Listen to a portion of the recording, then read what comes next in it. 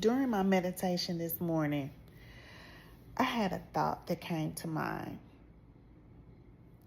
One of the biggest things that we do is compartmentalize ourselves. A lot of times we think life has to be this way or that way. Sometimes it's not an either or, it's an and. Two things can be true at the same time. Here's what I mean by that. You could be a talented, intellectual, high-performing individual at your job, and you can also be tired of doing it and you know it's time to move on. You can also be a very loving, nurturing, and giving person, and you can also be a person that needs to set healthy boundaries when helping other people. That is a lesson that I would say I have learned and am still learning in my adult life. Me being an Aquarius, I'm always willing to help, giving out my energy because I'm a person that naturally roots for the underdog. I'm always wanting to see us win as a person. And so I am always looking and examining people around me.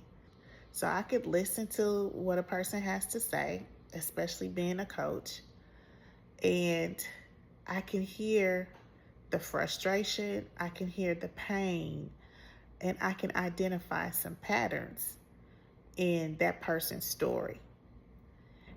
Now, I can also hear the joyous things that have happened, and they're telling me what's currently going on, what's working in their life, what's not working, and then we together try to figure out why it's not working. And then I ask for the good things. For example, give me one accomplishment that no matter what happens, no one can ever doubt that about you. Something that you know without a shadow of a doubt that you're very good at and you're proud of. Tell me about that. Because a lot of times when we are down or we recognize that we're not performing to our best or we're having so many struggles, we are our hardest critic. And situations cannot take that away from you. Sometimes two things can be true at one time.